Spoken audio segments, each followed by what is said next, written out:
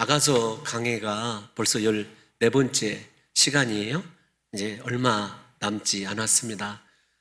항상 주일 예배 때 또 오후 예배 때 이렇게 딱딱한 강해 설교를 듣고 계신 여러분들이 그저 위대해 보이고 존경스러울 뿐입니다.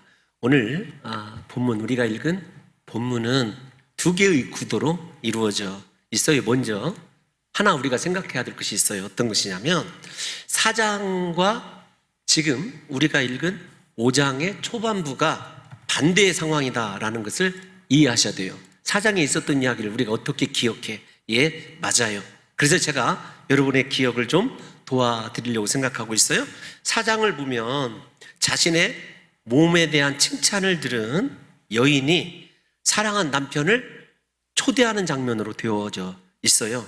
그래서 그 사랑하는 남편이 동산이라고 표현된 자신에게로 들어오는 것으로 되어져 있습니다. 그런데 우리가 읽은 이 6장 11절부터 13절을 보게 되면 반대예요. 결혼 생활의 위기를 극복한 이 신부가 어떻게 하냐면 남편의 칭찬을 들은 후에 자신이 직접 호두밭으로 내려가요. 4장에서는 남편이 자신 안으로 들어오고 호두밭으로 상징되어 있는 남편 안으로 아내가 들어가는 것으로 그렇게 되어져 있습니다. 사랑의 이 대조를 통해서 하나죠. 메시지는 하나 어떤 거냐면 우리를 향한 하나님의 사랑은 변함이 없습니다. 우리가 그리스도 예수를 영접하였듯이 하나님은 우리가 언제든지 그분께 돌아가기만 하면 우리를 그분의 동산 안에서 마음껏 즐길 수 있는 하나님의 백성으로 인정해 준다는 깊은 영적인 교훈이 이 두 개의 초청과 또 초청에 응하는 장면을 통해서 보여지고 있다는 것입니다. 그러면 자세히 좀 한번 생각을 해볼게요. 11절을 좀 띄워놔 주시면 11절에 이렇게 한번 읽어보겠습니다. 시작. 골짜기에 푸른 초목을 보려고 포도나무가 순이 났는가? 석류나무가 꽃이 피었는가? 알려고 내가 호도 동산으로 내려갔을 때에. 여러분, 우리 본문에 호도 동산 이렇게 되어져 있어요. 그런데 정상적으로 원문을 번역을 하면 호도밭 이렇게 이야기를 해야 조금 더 원문에 가까운 것 같습니다. 그래서 제가 찾아보니까 이 호도밭 혹은 호도동산이라고 하는 것이 간이라고 하는 히브리어 동사예요. 그런데 이 히브리어에서 나온 단어가 어떤 것이냐면 긴나라고 하는 단어예요. 긴나. 그런데 이 긴나라고 하는 이 단어가 무엇을 뜻하냐면 동산, 밭, 이 모두가 다 앞에서 말씀드린 대로 사랑하는 남편의 몸을 상징하는 거예요. 그래서 남편의 품 안으로 여인이 들어간 것을 이야기하고 있습니다. 그런데 호도밭에 왜 내려갔는가, 호도 동산으로 왜 들어갔는가라고 한다면 하나 더 어렵겠지만 골짜기라고 하는 이 본문을 시내로 혹은 건천으로 해석을 해야 됩니다. 이스라엘은 사막지대인데 건기와 우기가 뚜렷해요. 그래서 건기 때는 시내라고 부를 수 없는 작고 깊은 골짜기들이 많이 있어요. 그것을 건천이라고 그러거든요. 마른 천이라고 그러고 히브리어로는 무엇이라고 부르냐면 와디라고 불러요. 근데 이 와디에 건기 때는 보이지 않지만 우기가 지나고 나면은 물이 들어오면 그곳에서 싹이 나요. 새로운 생명이 돋아나게 되는 거예요. 그런데 지금까지 우리가 아가서에서 포도는 무엇이라고 배웠죠? 기쁨. 특별히 남자와 여자가 사랑할 때 느끼는 최고의 만족을 기쁨이라고 그렇게 배웠어요. 석류는 어떤 것이었죠?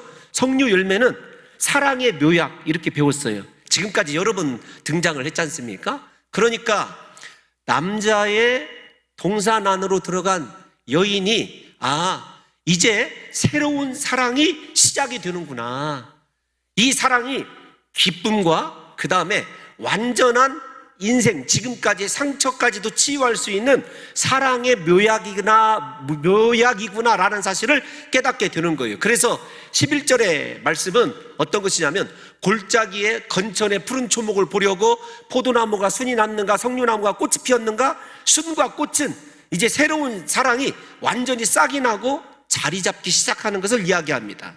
얼마나 시적인 표현인지를 생각하시면 이렇게 직접 말씀드릴 수 있어요. 사랑하는 남자의 초청에 이끌려서 자기가 들어가 봤는데 그곳에 예비되어 있는 것은요, 기쁨과 내 인생을 치유해주는 사랑이에요. 주님께서 우리를 치유해 주실 때 제가 생각해도 사랑으로 치유해 주셔요. 우리를 사랑하신다고 하는 그 사랑이면 우리가 모든 인생이 고침받는 것 아니겠습니까? 그래서 동산에서 기다리고 있던 신랑이 사랑하는 신부에게 온전한 기쁨이 되고 온전한 사랑으로 치유되어서 그들의 사랑이 드디어 꽃이 피고 이제 곧 열매를 맺을 것처럼 보여요. 그런데 12절은 아가사에서 굉장히 더 어려운 말로 번역이 되어집니다. 12절을 보면 부지 중에 내 마음이 나를 내 귀한 백성의 수레 가운데 이르게 하였구나 라고 하는 말이 굉장히 저도 어려웠어요. 이 본문을 원문으로 직접 그냥 직역을 해드릴게요. 나는 매우 당황스럽습니다. 당신은 나를 존귀한 자와 함께 수레에 두셨습니다. 그나마 이 번역이 조금 더 이해하기가 쉬워요. 어떤 거냐면 당황스럽다. 본문에 부지 중에 알지 못했다라는 말이 당황스럽다는 말인데 어떤 거냐면 전혀 기대치 않았어요. 마치 탕자가 사랑하는 아버지 품으로 돌아갔을 때 나는 도저히 아들로서 역임받지 못할 거야. 품꾼이야. 품꾼의 하나라고 생각을 하고 들어갔는데 웬걸요? 아버지가 산 거가 거리가 먼데도 불구하고 그 아들을 맞아주시고 아들 가운데서 최고의 존귀한 아들을 상징한 옷을 입히고 가락지를 끼워줘요. 그럴 때 그 당황함, 내가 알지 못했고 기대하지 못한 부지중, 여러분 그 은혜를 생각해 보세요. 뿐만 아니라 부지중에 내 마음이 나를 내 귀한 백성의 수레 가운데 이르게 하였구나. 그 마음이 어떤 거냐? 그 사랑을 느끼게 한 그 마음이 11절에서 회복된 사랑의 마음이에요. 그러니까 사랑이, 신랑에 대한 사랑이 회복이 되어지자 자신의 신분이 어떻게 됐어요? 사랑하는 존귀한 자와 함께 수레에 앉을 신분의 상승까지도 동시에 이루어지고 있는 거죠. 인생이 다른 게 복이 아닙니다. 여러분 정말로 존귀한 인생을 살아가기를 원하신다면 전적으로 하나님께 돌아오셔야 돼요. 하나님께 돌이키면 하나님께서 우리를 맞아주실 뿐만 아니라 그분 안에 있는 사랑을 통해서 우리의 모든 것을 치유해 주시고 회복시켜 주시는데 그런 영적인 회복만 이루어 주시느냐? 그렇지 않아요. 내가 바라지 않고 정말로 부담스럽고 당황스러울 정도로 우리를 존귀히 여기셔서 자신과 함께 수레에 앉게 하시는 진정한 이 사람이 내 아내다, 내 신부다, 나와 함께 수레를 탈 자다, 이렇게 인정해 주시는 사랑의 은총이 11절과 12절에 기록되고 있다는 것입니다. 이 상황을 시이기 때문에 여러분들이 이렇게 이해하셨으면 좋겠고요. 제가 생각할 때 그런 거예요. 어떤 거냐면 우리가 주님의 사랑을 잃어버리고 내 마음대로 내 뜻대로 살아가다가 지금 돌아가기에 너무 늦은 거 아닌가? 아닙니다. 주님은 기다리고 계시더라고요. 그 사랑을 통해서 자신의 모든 것을 다 보여주셔요. 얘야, 내 안에는 너를 향한 사랑밖에 없다. 그 사랑을 통해서 우리를 어떻게 하시냐면 옛날에 수레는 아무나 타는 것이 아니었어요.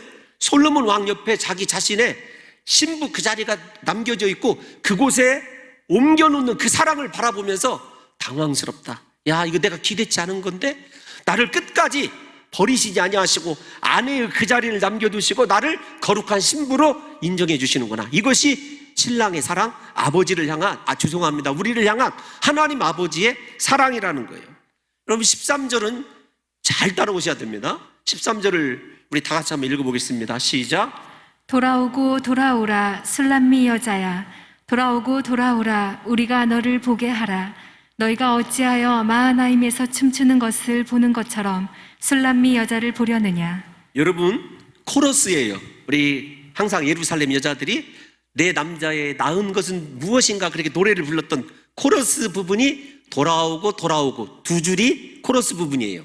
너희가 어찌하여는 사랑하는 신랑이 변호해 주는 거예요, 신부를. 일단 이렇게 맥을 분명하게 잡으셔야 됩니다. 그러면 예루살렘 여인이 술람미 여자야 돌아오고 돌아오라 원어를 읽으면 돌아오고 돌아오라 왜 그렇게 이야기를 했을까요? 우리가 너를 보게 하라. 이 본문을 대부분 예루살렘 여인들이 술람미 여인을 그리워하는 것으로 생각을 해요. 아니, 우리가 얼핏 읽어도 그리워하는 것처럼 느껴지잖아요. 제가 여러분들에게 이렇게 말씀을 드린 적이 있어요. 히브리어에는 최상급이 없다. 반복하면 최상급이에요. 그러니까 거듭 쓰이는 거예요. 돌아오라 돌아오라 라고 하는 말은 최고로 강조해서 돌아오라는 거예요, 술람미 여인에게. 그런데 이 여인이 이미 돌아왔다는 것을 11장 11절 12절에서 우리가 확인해 봤잖아요. 그런데 그 여인들이 왜 돌아오라고 예루살렘 여인들이 코러스로 2번씩이나 거듭 강조하냐면 우리가 너를 보게 하라, 그 말은 우리로 하여금 너를 조사하게 하라, 그 뜻입니다.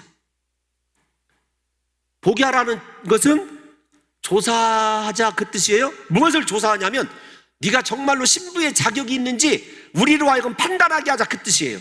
저 말씀을 제가 여러분들에게 이해가 가도록 이런 겁니다. 어떤 거냐면 우리가 예수 믿고 구원을 받았어요.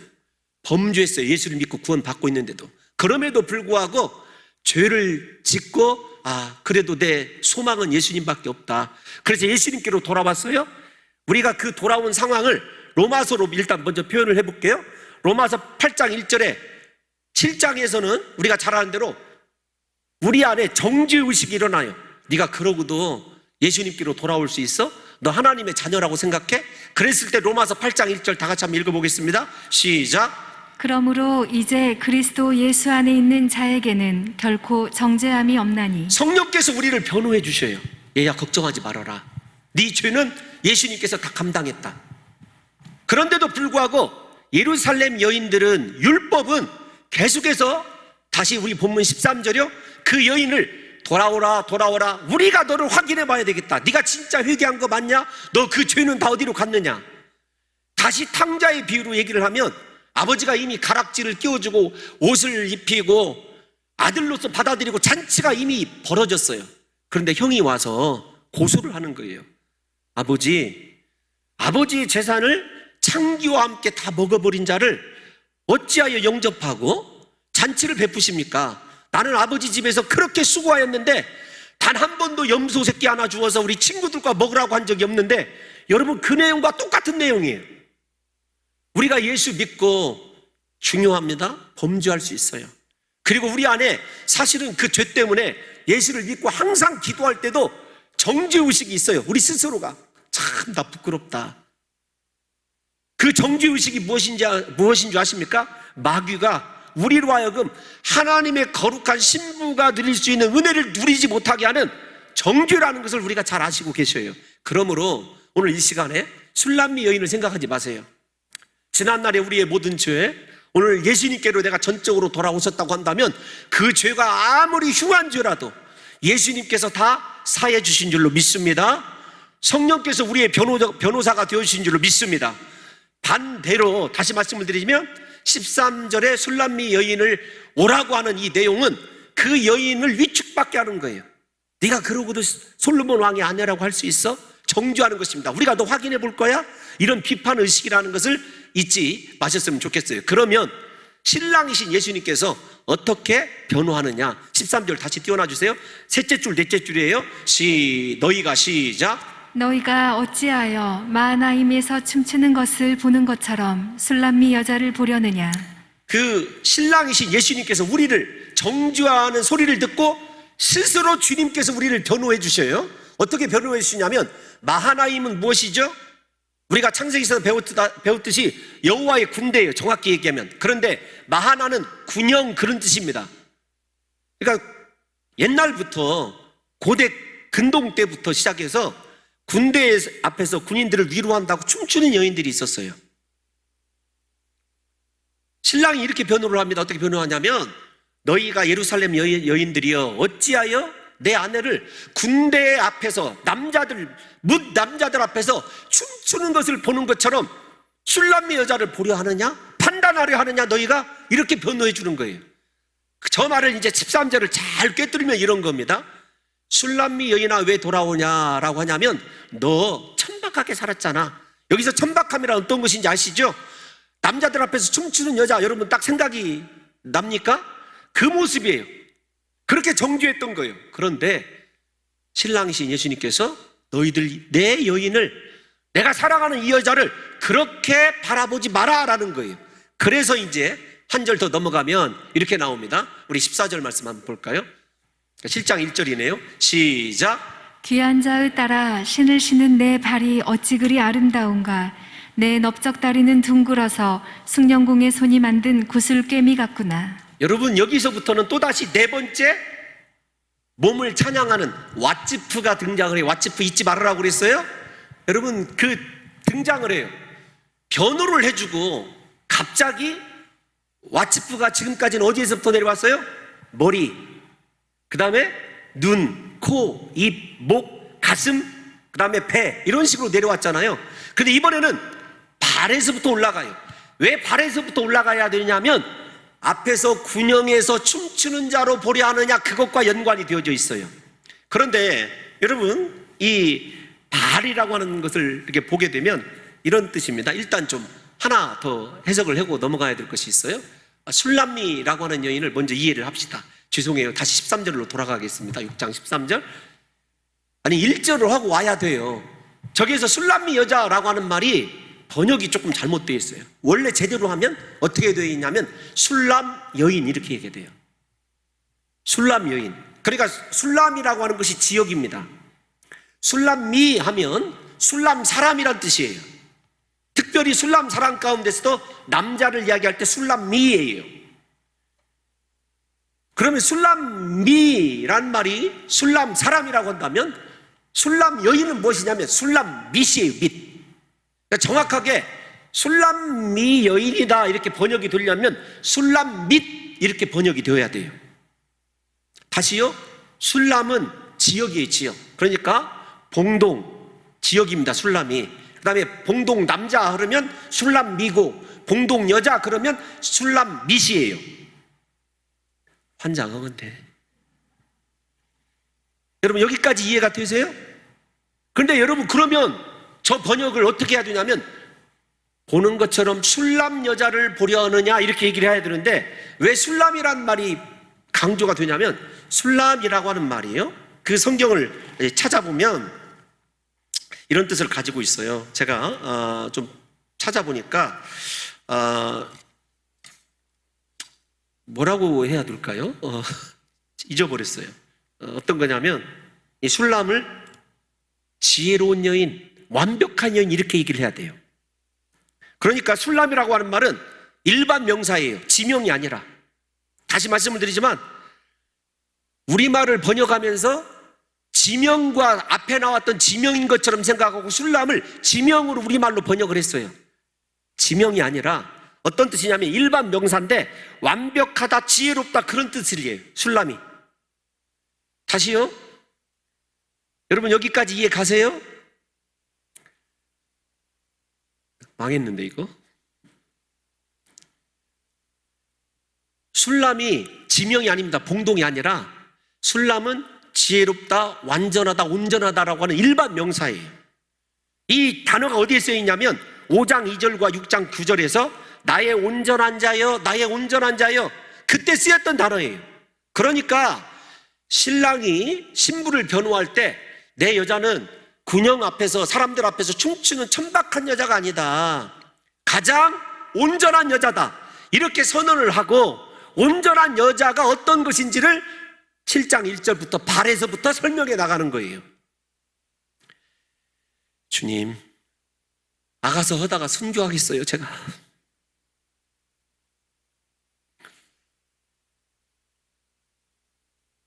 여러분들이 더 대단해요. 여러분 정말로 이해를 하신다면 오른손을 한번 들어주세요. 네, 내려주세요. 그냥 체면상 들어주셔서 감사합니다. 다시 말씀을 드리지만 목사가 이게 좀 능력이 없어요. 다시 술람이라고 하는 이 말을 이 본문에서 우리말로 번역할 때 잘못 번역을 했어요. 아니 단어는 똑같으니까 여인이라고 하는 의미로 이해되게끔 잘못 쓰여져 있어요. 정확히는 온전한 여인 이렇게 얘기해야 돼요. 변호하시는 예수님께서 우리가 그렇게 천박하게 살고 죄 짓고 살았는데도 아니야, 내 안에 있는 너는 완전한 자야, 온전한 자야, 흠이 없는 자야. 주님이 그렇게 인정을 해주시고 어떻게 흠이 없는 완전한 자인지를 7장 1절 발부터 시작을 하는 거예요. 그래서 이제 1절을 보겠습니다. 1절을 보면 주님이 귀한 자에 따라 신을 신은 내 발이 어찌 그리 아름다운가. 저 말이요, 정말 은혜스러운 말이에요. 저 말을 제대로 알면. 예루살렘 여인들이 너는 사람들 앞에서 춤추는 천박한 여자에 그랬는데 그 말에 대한 철저한, 오늘날로 얘기하면 예수님이 실드를 쳐주는 거예요, 우리들에게. 여러분, 이 여인이 존귀한 자다, 이렇게 귀한 자에 따라 이렇게 얘기를 했을 때 어떻게 하냐면, 아니다, 내 여인은 완전한 자인데 존귀한 자의 딸이다, 이렇게 얘기를 해야 돼요. 그런데 여러분, 이 존귀한 여인이라고 하는 이 쓰여진 이 말이, 단어를 찾아보니까 귀족 가운데서 정절 있고 현숙한 여인이다, 그런 거예요. 그러니까 싸구려 여자가 아니고 천박한 여자가 아니고 귀족일 뿐만 아니라 정절 있고 현숙한 여인이다. 이 여인이 도대체 들을 수 없는 가장 완벽한 칭찬이에요. 앞에서 사랑을 위하여 밭으로 내려갔을 때 자기 자신을 수레에 끌어올려 주시는 그 사랑을 보고 당황한 것처럼 이 1절도 굉장히 여인에게는 충격적인 얘기예요. 예를 들면 우리가 주님의 심판대 앞에 섰어요. 책망밖에 들을 것이 없어서 고개를 숙이고 있는데, 사랑하는 아들아, 네가 완벽한 자다, 내 사랑 안에서 너는 온전한 자야, 너는 가장 존귀한 아들이란다. 여러분, 이렇게 우리를 인정해 주시는 예수 그리스도의 사랑을 발견하셔야 된다는 거예요.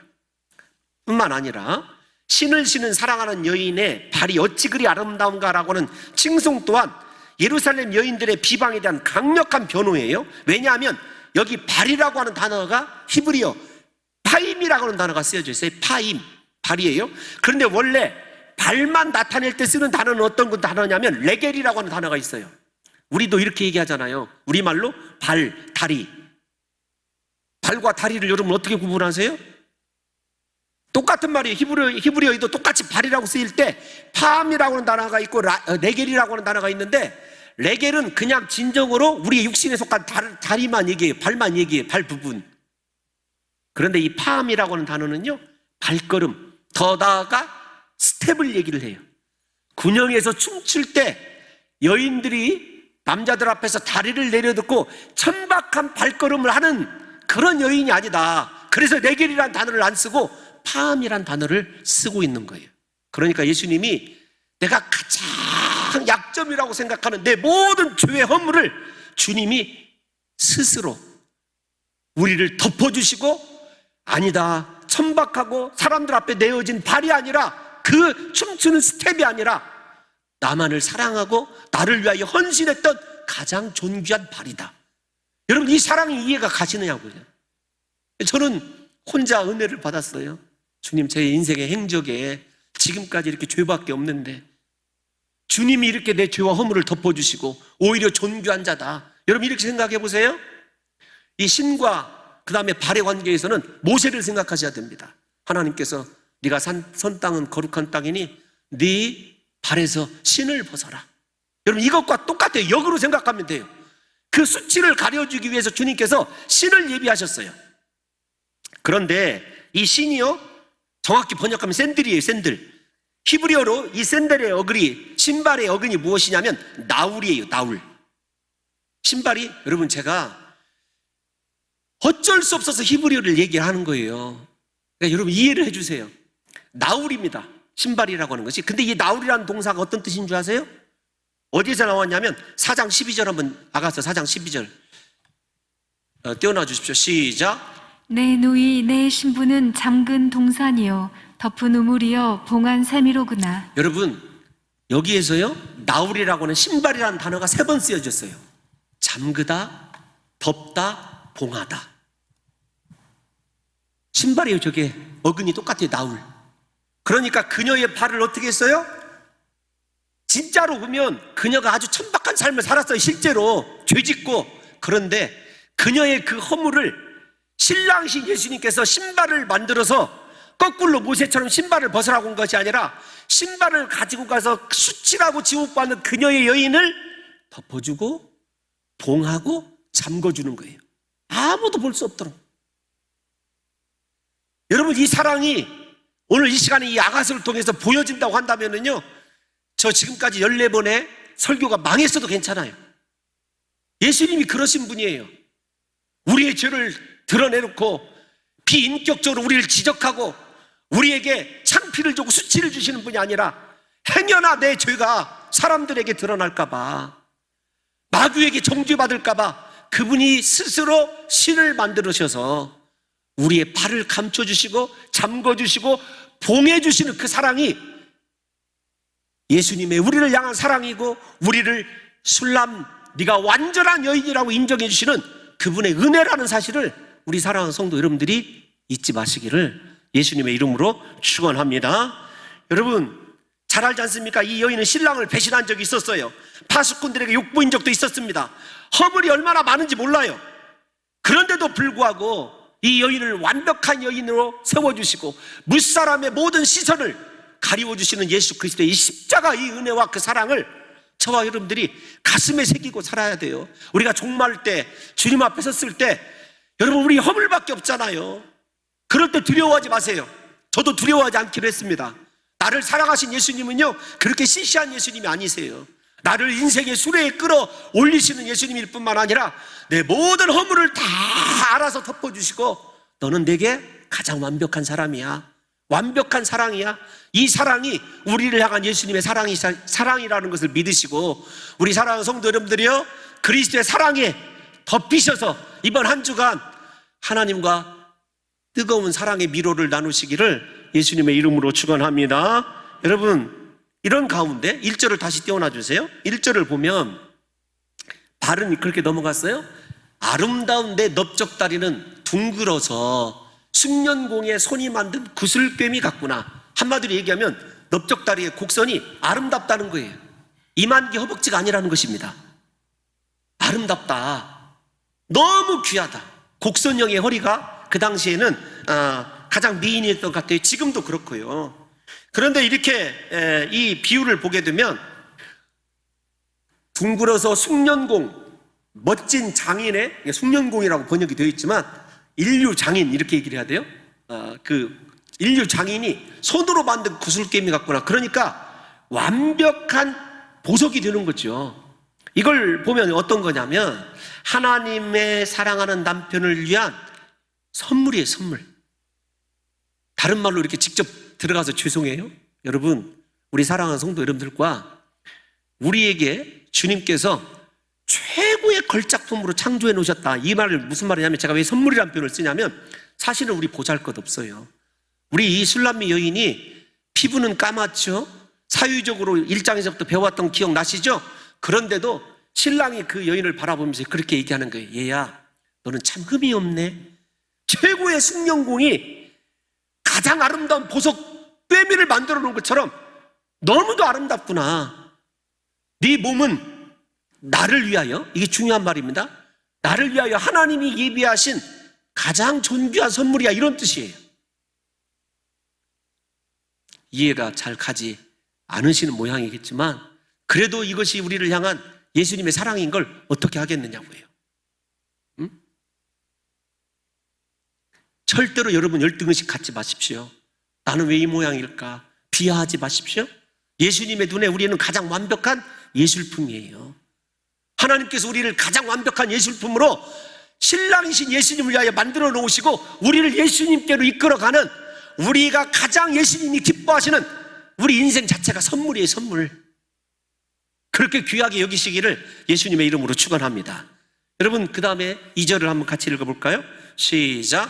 배꼽은 섞은 포도주를 가득히 부은 등궁창 같고 허리는 백합화로 두른 밀당 같구나. 배꼽이 등장을 해요.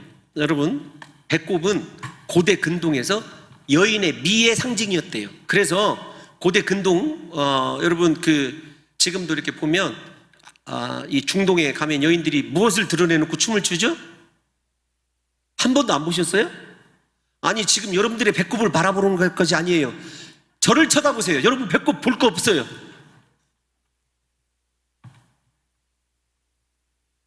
고대 근동의 벽화나 그다음에 지금도 아랍 영화를 보면 무희들이 춤을 출 때 배꼽을 드러내놓고 추잖아요. 저만 봤나요? 배꼽이 미의 상징이고 미의 중심이에요. 여인의. 특별히 둥글고 우묵하고 깊이 패인 배꼽일수록 아름다운 것으로 여겼대요. 찾아봤어요. 또다시 여러분들의 배꼽을 바라볼 필요는 없어요. 전혀 그렇게 안 생겼거든. 여러분 여기를 다시 쳐다보세요. 둥글고 우묵하고 깊게 패인 배꼽일수록 아름다운 것인데, 이 때문에 배꼽이 둥근 그릇에 비유된 거예요. 그리고 얼마큼 크고 깊이 패인 배꼽인지 마셔도 끝없이 쏟아지는 포도주 그릇에 비유하고 있어요. 무슨 말입니까? 그 여인의 배꼽을 통하여 사랑하는 신랑이 기쁨, 그 다음에 최고의 사랑의 아름다움을 느끼고 있는 거예요. 그만큼 이 여인이 아름답다는 이야기입니다. 앞에서 말씀드린 허벅지나 배꼽을 통해서 이 여인을 최고의 미의 중심, 그러니까 내적으로도 그렇고 외적으로도 그렇고 최고의 여인으로 하나님께서 우리들을 인정해 주시는 것처럼 이 여인을 인정해 주신다는 것입니다. 또 하나, 허리는 백화파로 두른 밀단 같구나. 이건 유대의 관습을 이해하셔야 풀 수가 있어요. 밀단을 세워두면 우리 보리는 막 이렇게 뻣뻣하게 서 있는데, 옛날에 혹시 밀농사 지으신 분들 호밀도 있어요. 밀단이 이렇게 크면 세워두면 자연스럽게 이렇게 곡선을 이루어요. 그냥 이룬다고 해주세요. 저 힘들어요. 곡선을 이루어요. 곡선을. 이게 이해가 안 가면 벼 이삭을 묶어가지고요 이렇게 세워놔 보십시다. 그럼 이삭이 어떻게 이렇게 서 있습니까? 이렇게 곡선을 이루면서 숙여져 있습니까? 감사합니다. 여러분, 그거예요. 그런데 왜 백합화를 두르냐면, 이 곡식 밀단을 쌓아놓고 이 밀이 나의 소유이고 내가 그 다음에 이 농사한 것이다 라고 하는 것을 표를 내기 위해서 그 주변을 그 당시 흔했던 그 풀로 엮어놨어요. 이건 내 거야, 그런 뜻입니다. 그러니까 생각해 보세요. 어떤 거냐면, 그 여인의 허리가 참 아름다워요. 사실은 허리가 아닌데 제가 그냥 그렇게 얘기하는 거예요. 아름다워요. 아름다운데 그 허리가 누구만의 것이에요? 내 소유. 뭐냐면 이런 겁니다. 이렇게 아름답고 귀한데 이 사람이 내 소유야. 즉 우리가 예수님의 소유라는 거예요. 예수님에게는요 나밖에 없어요. 여러분, 이 사랑의 시를 읽으시면서 어떻게 우리가 예수님의 사랑에 감동하지 않을 수 있겠느냐고요.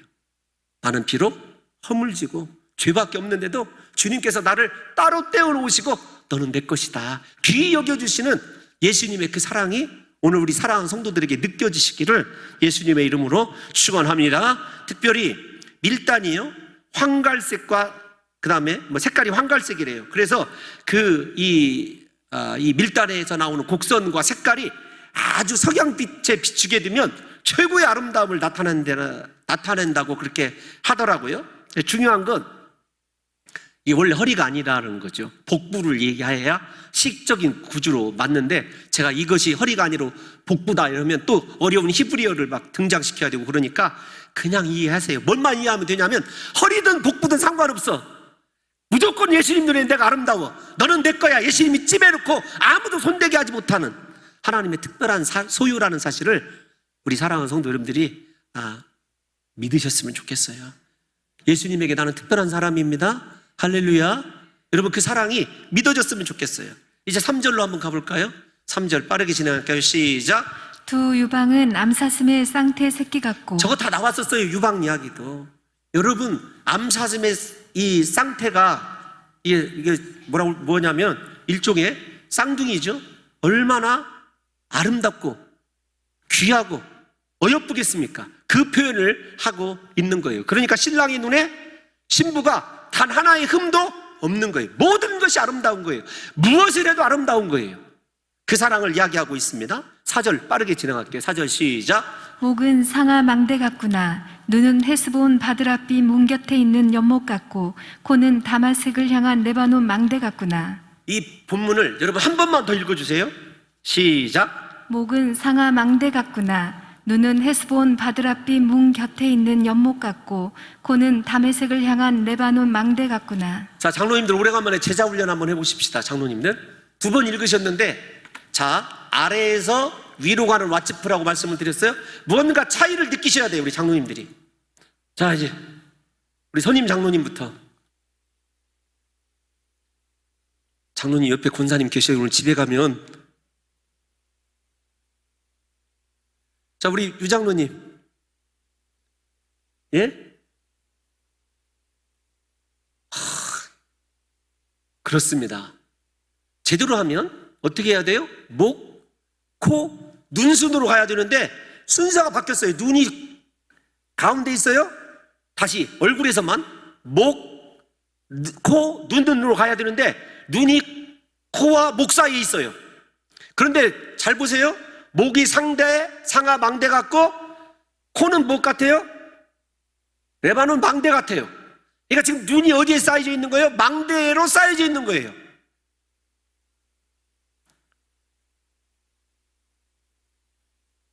집 나간 정신아 돌아올지어다. 여러분 이해하시죠? 순서가 바뀌어져 있는데 무엇을 강조하냐면 눈을 강조하고 있어요. 그러니까 목이 상하 망대 같다라는 말은 정절을 이야기하는 거, 우리가 이미 앞에서 다 배웠던 거예요. 망대가.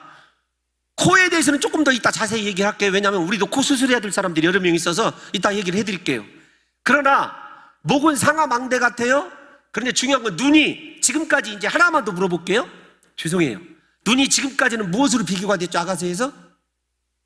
김 장로님, 막내 장로님, 우리 유정현 장로님, 무엇으로 비유됐죠? 눈이?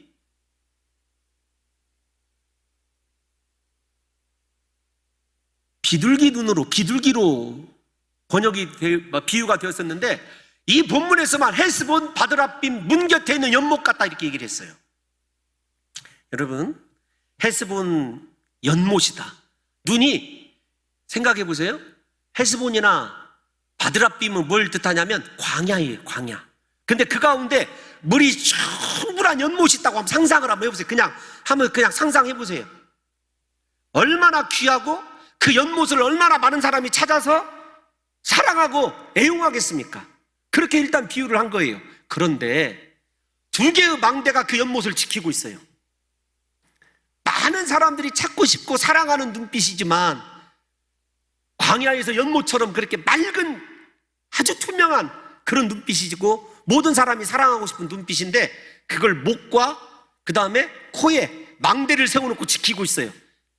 누가? 예수님이 독점적으로 그 눈에 빠지고 싶으셔서, 그 눈빛을 즐기고 싶으셔서 망대를 세워놓고 지켜놓고 있는 형상이에요. 그래서 여기에서 왓츠프의 순서가 깨져 있는 거예요. 그러니까 주님이 우리를 얼마나 사랑하시는지, 무사람들이 나도 저 연못을 즐기고 싶다, 저 눈빛을 보고 싶다, 여러분 잘 생각하셔야 돼요. 제가 여러 번 말씀드렸습니다. 아가서를 통해서 유대인들의 여자의 최고의 미는 어디라고요? 눈이다. 여자들에게, 죄송합니다, 여자들이란 말을 제가 성경에서 얘기하는 거예요. 유대인 여자들이 눈만 이쁘면 다른 데는 보지도 않고 데려간다, 여러 번 말씀드렸잖아요. 그런데 그 눈이 얼마나 아름답고 사람들에게 꼭 위로가 되고 필요한 눈빛인지 많은 사람들이 다 찾아요. 아니, 사실 광야에 있는 연못이니까 모든 사람들이 찾을 거 아니에요. 그런데 아무나 찾지 못하도록 2개의 망대를 아주 튼튼히 세워놓은 거예요. 그래서 이 왓츠프의 순서가 바뀌어져 있는 것입니다. 많은 사람들에게 사랑받아야 하는 이 눈빛에 대한 사랑의 독점력을 누가 가지고 계시냐면 예수님이 가지고 있는 거예요. 얘야, 너 많은 사람들에게 사랑받을 수 있는 충분한 자격이 있지만 너는 내 거야. 너는 나만을 위해서 존재해야 돼. 그러니까 예수님이 얼마나 이 술람 여인을 사랑하고 있는지를 분명하게 느끼실 수 있어야 되는 거예요. 뿐만 아니라 여러분, 이제 코 얘기를 한번 해볼게요. 아까 사랑하는 남자가 여자의 코를 다메섹 입구를 내려다보는 레바논의 망대로 이렇게 얘기를 했어요. 다메섹을 향한, 이게 뭐냐면 정확히 번역을 하면 다메섹 입구를 향하여 이렇게 번역을 해야 돼요. 다메섹 입구를 향하여 바라다 볼 수 있는 레바논의 망대, 이렇게 번역을 해야 됩니다. 그런데 여기에서 첫째, 코가 왜 레바논 망대에 비유됐느냐라고 해서 코가 높고 도도하다 이런 뜻으로 해석을 하는 학자들이 있어요. 우리도 그런 말 쓰잖아요. 저 여자 콧대 높은 여자야. 아니 그런 말 써요, 안 써요? 아니 그러면 죄송합니다. 여자 남자 하지 마십시다. 저 사람 콧대가 높아. 그러면 도도하다 그런 뜻 아니겠습니까? 두 번째는 어떤 것이냐면 지금까지 아가서에서 레바논이 향기로 쓰여졌어요. 레바논이 3번 드러났잖아요. 3번 나타났는데 전부 다 향기로. 그러니까 어떤 것이냐면 여인의 콧김이 매우 향기롭다 이렇게 해석하는 사람도 있어요. 그런데 마지막 여러분 이 다메섹을 내려다보는 애 유의를 해보면 레바논 망대로 비유한 것은 어떤 것이냐면 이 여인이 아주 조신하고 정절이 높은 여인이다 이렇게 인정을 해주는 거예요. 특별히 이 코가 히브리어로 뭐냐면 아프라고 하는 단어예요. 아프. 근데 아프가 뭐냐면 분노라는 뜻도 가지고 있어요. 그러니까 이런 겁니다. 사랑한다고 쉽게 접근했다가는 그 여인의 코에서 분노가 나오는 거예요. 그러니까 발로 차요. 무슨 말인지 아시겠습니까? 그러니까 이 여인이 예수님 혼자 소유하고 있는 것일 뿐만 아니라 다른 사람들이 아무도 접근할 수 없어. 그 코 때문에, 분노 때문에. 무슨 말이에요? 예수님도 나는 너밖에 없어 이런 뜻이지만 이 여인도 예수님 외에는 자신의 아름다움과 자신의 모든 속에 있는 것들을 절대로 허용하지 않는 아주 영적으로 긍정적인 의미에서 도도하고 콧대 높은 여인인 거죠. 재밌더라고요. 요새는 좀 아가서가 제가 한 번만 더 하면 좋겠어요. 5절 한번 볼까요? 이제 다 끝나갑니다. 여러분 존경합니다. 사랑합니다. 5절 시작. 머리는 갈멜상 같고 드리운 머리털은 자줏빛이 있으니 왕이 그 머리카락에 매이었구나. 여러분 익산에는 산이 없어요. 익산에는 산이 하나밖에 없어요. 미륵산. 그래서 미륵산에 올라가 보면 이 익산의 모든 평야며 다 보입니다. 심지어는 이쪽 그 남쪽으로는 함나, 함열 이런 데 다 보이고 익산 다 보여요. 산이 없어서 익산에는 미륵산. 여러분 산이 없기 때문에 평지를 살아가는 사람들이 미륵산을 바라보면 상당히 높은 산으로 인식될 수가 있어요. 이렇게 생각을 해보세요. 이스라엘 골짜기와 샤론의 평화가 쭉 펼쳐지다가 얼마 크지는 않지만 갈멜산이 탁 나타났어요. 그러면 상당히 웅장하고 상당히 높게 여겨지겠죠. 이런 겁니다. 머리가 갈멜산 같다 그 말은 두드러질 뿐만 아니라 모든 사람들에게 산이 있네 반가움과 기쁨을 줄 수 있는 산을 비유하기 위해서 갈멜산을 저렇게 비유했다 이렇게 학자들이 해석을 하고 있어요. 저도 동의합니다. 그래서 갈멜산의 웅장하고 장엄한 기상과 이 여인의 머리를 통한 뭐라고 할까요? 아무도 범접할 수 없는 좀 위험 있는 사람 이런 뜻으로 이야기를 해주는 거죠. 그러니까 예수님께서 우리를 바라보면서 참 너는 위험이 있어. 다른 데는 다 평야인데 너는 아주 두드러진 사람이야. 그럼에도 불구하고 위험이 있다고 인정해 주시는 그리스도 예수의 사랑이에요. 그런데 자줏빛이 있다 이렇게 얘기하고 있어요. 머리털이. 여러분 실제 검은 머리의 술람미 여인 우리가 배웠듯이 그런데 자줏빛이 있다라고 하는 것은 다른 뜻이 아닙니다. 햇빛에 비치면 검은색이 자줏빛으로 드러나요. 실제적으로 이걸 얘기를 하고 있어요. 그런데 일부러 자주라는 빛을 썼어요. 우리가 잘 아는 대로 자주장사, 루디아, 자주색 옷, 채색 옷, 요셉, 그 다음에 성경에서 자주색 옷을 입은 사람은 신분이 존귀한 자예요. 왕족이라 입을 수 있는 것이에요. 그러니까 어떤 거냐면 그 여인의 머리가 위험 있고 기상 있고 장엄할 뿐만 아니라 그녀가 선한 여인이 아니라 왕족 중에 왕족임을 예수 그리스도께서 인정해 주는 거예요. 솔로몬 왕이 인정해 주는 거예요. 우리를 주님이 그렇게 인정해 주시는 거예요. 우리가 머리끝에서 발끝까지 예수님 눈에 나무랄 데가 어디가 있느냐고요. 마지막 6절 한번 읽어보고 끝내도록 하겠습니다. 시작. 사랑아, 내가 어찌 그리 아름다운지 어찌 그리 화창한지 즐겁게 하는구나. 여러분 처음으로 예수님께서 지금까지 나의 사랑, 나의 누이여, 그 다음에 나의 친구여, 나의 어여쁜 자여 이렇게 등장을 했어요. 수식이. 그런데 사랑 직접적으로 그러니까 나의라는 말이 아니라 사랑이라는 말은 달라요. 나의 사랑이란 말과 사랑은 왜 다르냐면 나의 사랑 그러면 사람을 지칭하는 것이지만 사랑은 진짜 사랑 그 자체예요. 그러니까 사랑 그 존재예요. 아니 죄송합니다. 존재 자체가 그 사랑이에요. 그녀에게는요 이런 뜻입니다. 사랑할 것밖에 없는, 사랑 이런 거예요. 우리가 사랑을 굳이 하트라고 표현을 한다면 그 여인이 하트 그 자체인 거예요. 예수님이 우리에게 그렇게 빠져 계셔요. 그래서 처음으로 사랑 그 자체로, 사랑이라고는 우리가 알고 있는 개념 자체로 그 여인을 인정해 주시는 거예요. 그러면서 이렇게 얘기합니다. 네가 어찌 그리 아름다운지, 어찌 그리 화창한지, 최고로 강조하고 있는 것인지 잘 알고 있지 않습니까?